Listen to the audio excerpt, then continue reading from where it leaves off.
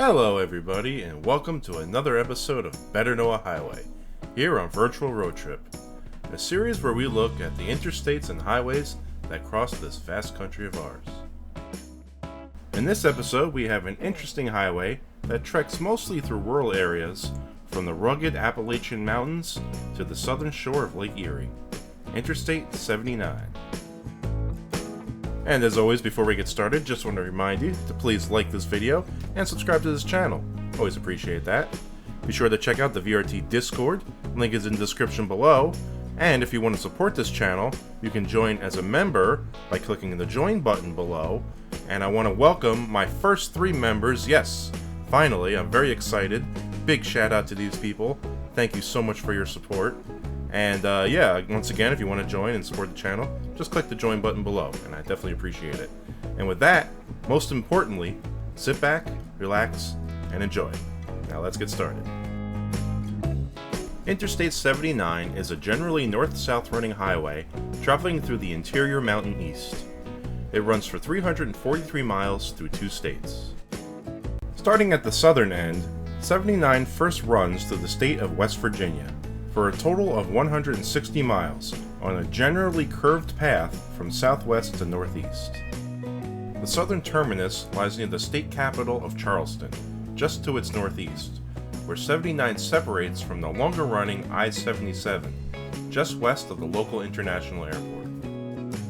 From here, it heads in a northeast direction, moving further away from I-77 and deeper into the rural hills of West Virginia, gradually making a turn towards a more northerly direction, and passes through the numerous deep valleys within the mountainous state. Winding its way through the West Virginia countryside, there is not much of note within this stretch, aside from some small towns and cities, such as Sutton, Clarksburg, and Fairmont, among others. Eventually, 79 reaches more populated areas when it enters the Morgantown vicinity. First, before reaching the city, 79 has a junction with the western terminus of I-68, a route that connects the region to the Washington, D.C. area to the east. Afterwards, a click to the slight northwest brings 79 to the outskirts of Morgantown, having several connections to the downtown area, including 2 junctions with U.S. Route 19. Also in this area, 70 crosses the Monongahela River, a tributary of the Ohio River, just to the west of town. Once past the Morgantown region, 79 continues on a slight northwest angle for a short distance to the northern state border, where it crosses into Pennsylvania.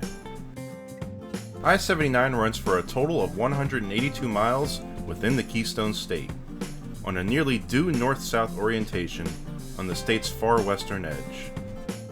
Initially upon entering Pennsylvania, near the town of Mount Morris, 79 continues through more Appalachian rural terrain, very similar to its previous state, passing more small areas of population and running parallel with US 19. Eventually, 79 reaches the Washington, Pennsylvania area and the city itself, where it has a junction with the major east-west running I-70, including a brief concurrency that runs just north of downtown. After 79 splits off to the north, it heads into the Pittsburgh metropolitan area. Staying west of the core of the city, 79 junctions with all the major routes in the area, including the major spur I-376, which eventually heads directly into downtown Pittsburgh.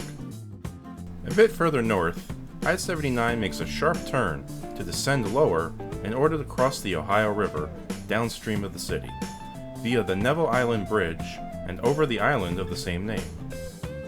Once across the river and a short distance north at Cranberry Township, 79 junctions with the east-west running I-76 and the Pennsylvania Turnpike, which requires a toll for drivers to enter in either direction.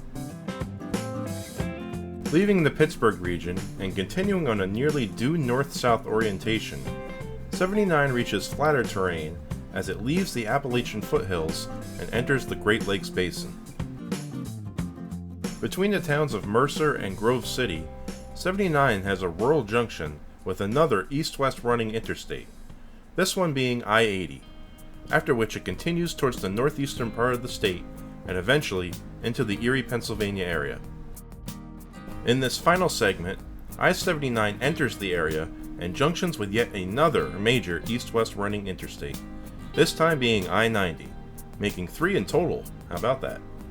And then enters Erie on its western side, where it has a couple exits for local roads before finally terminating at a junction with Pennsylvania Route 5, less than a mile south of the shore of Lake Erie and Presque Isle State Park.